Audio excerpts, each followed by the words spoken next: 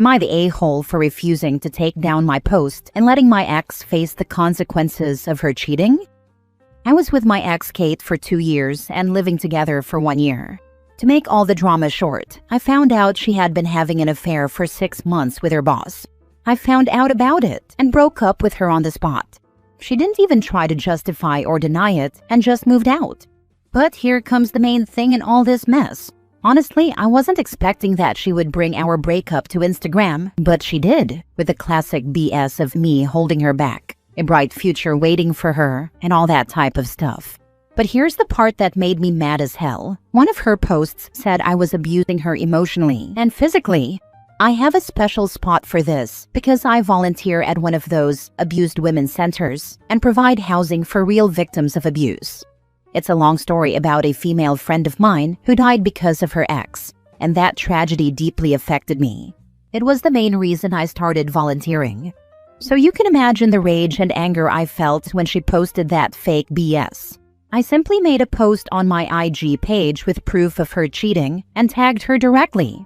The part I wasn't expecting comes now because, to me, for no reason, it's like IG decided to make my post go viral in our community, and the internet rage started under her posts. I was expecting maybe someone to call her out and nothing more, but the consequences hit her harder than I could have expected. In just 2 weeks, her profile was full of people calling her every possible name in the book, wishing her the worst, and all that. But Kate, being Kate, instead of doing what normal people would do, doubled down and got even more hate and worse stuff than I thought possible. The cherry on top was the fact that she is now on administrative leave because apparently her boss tried to throw her under the bus to save his job, and mostly because her company's page became flooded with not-so-kind comments about her, from the classic "fire her" to stuff I can't say here. And the most insane thing happened 3 days ago. Her car was smashed by someone. Not me, obviously. I have better things to do than worry about a cheating ex. And even her own family started getting harassed by people online and on their socials. Yesterday, she wrote to me from a new number, asking me to delete my post because she couldn't keep up anymore with people insulting her on every post she made, and the job thing was the last straw. Honestly, I wasn't expecting all this mess, and of course, some people crossed the line with her car, her family, and her job. But you know what? I don't feel bad for her at all. I mean, she knew how strongly I felt about abused women, and still tried to paint me as a villain by accusing me of something she knew exactly how sensitive I was about. So maybe it's because it's all still fresh, but I don't feel bad for her, and have no intention of taking down my post, which actually gained me 50,000 followers out of nowhere. So, am I the a-hole for refusing to take my post down and letting her face the consequences of her cheating? Now for the top comments. Ask her to post a retraction and apology to you on her social media. She made false statements that would threaten your job and reputation, so until you get at least that, screw her. She made her bed. She can lie in it. Ditto. She needs to both apologize and retract the accusations of abuse, publicly. You don't owe her anything. If you want to be nice, take it down, but not if she's just going to lie about you again. She can certainly just delete her social media and not deal with any of this anymore. That's probably the best idea for her now. If you want to work with her, I would say you can take your post down, since it's already done its job, but she needs to make a post admitting that she lied about you. If she's going to tarnish your reputation, she has to be the one to clear it before you take your post down, not the a-hole. Yeah, absolutely not the a-hole for setting the record straight on her lies. Also not the a-hole for keeping the post up. But I would make removal of your post conditional on her publicly apologizing and admitting that she lied. Not the a-hole. She reaps what she sows. She cheated, that is one thing. But to go back and try to destroy you, even knowing what she did to you, it was okay when you would lose your job and reputation. She didn't care then. Why should you? She got played the very same way. She has every opportunity to make a public apology. She didn't. In fact, she continued her tirade. Let her live in her misery. Karma served her well. Next story. Am I the a-hole for leaving my wife homeless after our divorce? I, 35 male, just finalized the divorce from my wife, 35 female. We were together for 5 years, married for 4. She has a daughter, now 5, who I've raised since she was a baby, but I am not the biological father. Throughout the entire relationship, I was the only one working. I paid for everything: housing, bills, cars, school, all of it. I never complained because I thought we were a team. But after we got married, my wife just emotionally disconnected. She stopped showing affection, stopped trying in the relationship, and anytime I tried to talk about it, she'd shut me down or say I was attacking her.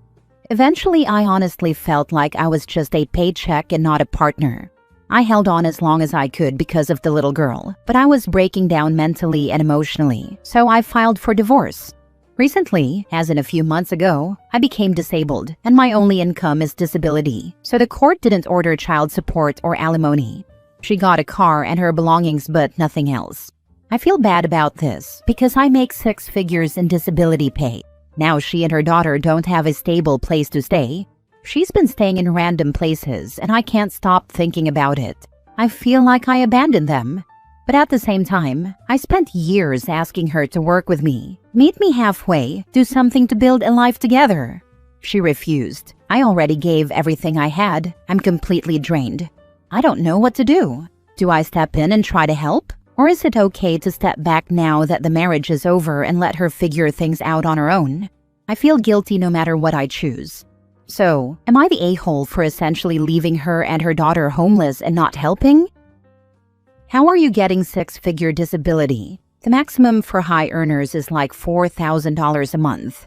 That's $50,000 a year. At your age, it's very unlikely you'd qualify for the max even with very high earnings. $45,000 on VA, $25,000 Social Security disability insurance, $31,000 combat-related special compensation. I am sorry to say this, but your wife only married you for your money. You were her ATM. Why do you think she disconnected after marriage? She got her ATM, so no affection, no sex, etc. Trust me, she will find her another ATM. Your story is why I didn't date single moms when I was single and dating. There are at least 5 reasons for not dating a single mom, and one of them is being an ATM to them. By the way, where's the bio father of her daughter? I am assuming they were not married and he left before she was born and never paid a dime of support. It is not your fault that she is homeless. She is probably looking for her next ATM. Bio father took off never to be seen and is working under the table to not pay a dime. I'm always curious about these relationships. She never worked, and she expected you to 100% support her and another man's child? What made her worth marrying? What did she do/have/say that made you think, yes, this is my life partner? Was it looks alone? No, she's average looking like me. When I first met her and while dating, she was different. She cooked, cleaned, put in effort. After we married, it slowly dwindled. So you just fired your maid then? She used to do those things. We married and it slowly dwindled, meaning she wasn't doing her maid duties anymore. So she's fired.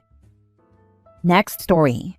Am I the a-hole for telling my fiancé we should break up because I won't make my son consider her his mom? I, 30 male, have custody of my son, 10 male, and his mom at this present time does not have any visitation or custody with him.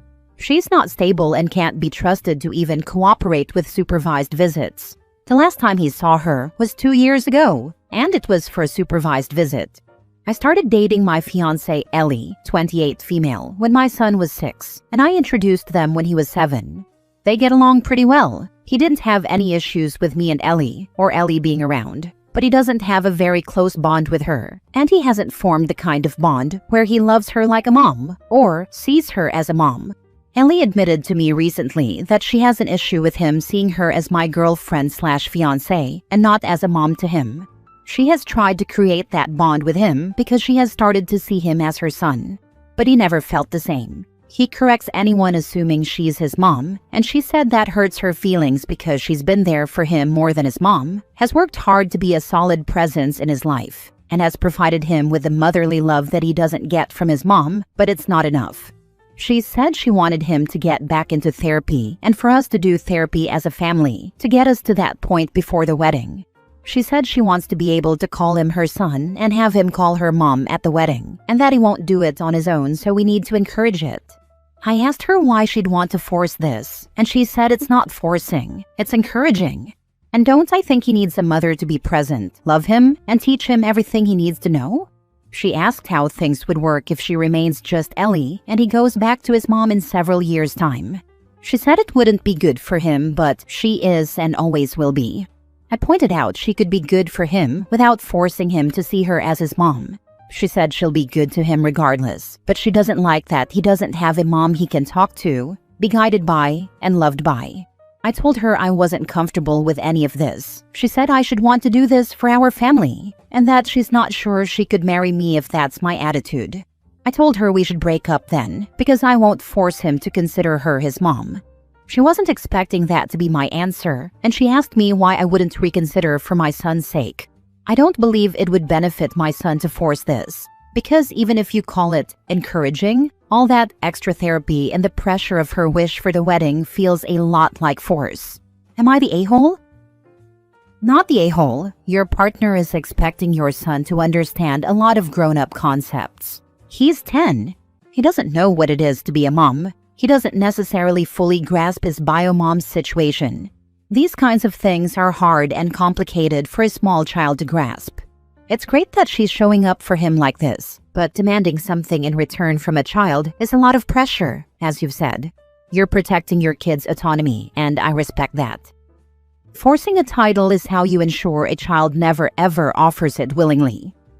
His fiancé should never demand. The son's connection to her should be earned over time. I think she is trying to cement her place in the family, a precursor to cementing herself into the family by marriage.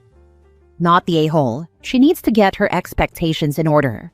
I get it why she wants to be mom to him, or why she sees him as his son, but she isn't mom, and he isn't son. Now, question to you, OP. How do you feel about family therapy? Do you want to try it? See how your son will feel, or see if Ellie can get into terms with not being mom? If yes, try to have it. That would be my recommendation. If you still are hesitant or feel like she'll never get over, just break it off. No point in letting the resentment grow. I don't feel like family therapy would be a good idea for us, because I know Ellie would be going into it trying to make my son change his feelings. And with how strongly she feels about it, I can't imagine her being willing to work on accepting the possibility they won't change. I'm wondering if the mom title is too loaded for everybody. Your son has her stabilizing presence and love. The three of you operate as a family, true? It sounds as if Ellie does focus on the meaningful qualities of her relationships. Can she define why the mom title is a sticking point? Son feels the way he feels. You cannot demand the change. And as he grows, he will change, maybe surprising everybody. Therapy is a fine idea, just not with the goal of making son pretend Ellie is his mother. Good luck. It's not just about the title, but about being seen as his mom. We both know he doesn't. He doesn't call us his parents collectively. He doesn't call her mom. He uses her name and has said she's my girlfriend when talking about who he lives with. So we function as a family. He mentions her when talking about his family. He just hasn't begun to see her in the parental sense. Ellie wants to be seen as this, and as more than just a parent, but as his mom. That's her goal for therapy. Last story. Am I the a-hole for marrying my dad's widow after he'd passed away? So, this is going to sound awful no matter how I word it, but please try to keep an open mind. My 26 male dad passed away about a year and a half ago. He was married to Elizabeth, 54 female, for around 20 years. She's not my mom, and my dad never actually signed my birth certificate. Long story, family drama, whatever. So, legally and biologically, we're not related in any way. After my dad's funeral, I kept in touch with Elizabeth because she didn't have anyone else. She was diagnosed with stage 4 cancer earlier this year, and her insurance barely covered anything. The bills were getting insane, and she was talking about stopping treatment because she couldn't afford to keep living like that. I work a stable job with incredible health benefits, the kind that cover dependents at 100%. I asked HR about it, and they said the only way to get someone on my plan like that is if they're a legal dependent. So, I offered to marry her, and she hesitantly accepted. Before anyone jumps to conclusions, it's not romantic. We don't live together, we don't sleep together, and there's nothing going on. I just didn't want to watch her die when I had the ability to help her live. She cried when I asked her to do it, not because she's in love with me, but because she didn't think anyone would care enough to help. Now my family found out, and they're absolutely losing their minds. My aunt said I dishonored my dad's memory. My cousin said I discussed the family and called me a walking Jerry Springer episode. My stepbrother told me I was sick and probably doing it for attention. I get it. It's weird. I know it sounds bad. But I swear this wasn't about anything other than helping someone I care about survive. I've already been through losing one parent figure. I couldn't just stand by and let it happen again just because of red tape and medical costs. So, Reddit, am I the a-hole for marrying my dad's widow so she could have health insurance while she fights cancer? I don't think I am, but maybe I'm wrong. Does your stepbrother and family know why you did it? I can't understand your family's reaction unless they didn't wait for an explanation. My friends did this so one of them can have insurance for a needed surgery. It worked. It wasn't romantic. Now they're married to different people, with families, and nothing ever happened. Not the a-hole. So did you explain? Or did you just let people's mind wander? You don't owe anyone an explanation for anything you do, but if you didn't say anything, I kinda get the reaction. I explained. My family doesn't like her from when she married my father. He came from money and she didn't. So they practically shooed him away to prove a point. That didn't work out for them. I assume they will push me away now as well. My stepbrother thinks it's weird because it's just his mom. To me, she isn't biological, but we've been raised together so he doesn't see it past the paper. Did you check with your health insurance to find out if you can now add her to the policy and whether they will cover her cancer treatment? Insurance companies do and often deny coverage for people that have pre-existing conditions. They do cover her now. We have been married for a few months. My family just found out when I posted an image from a company meeting where she was my +1.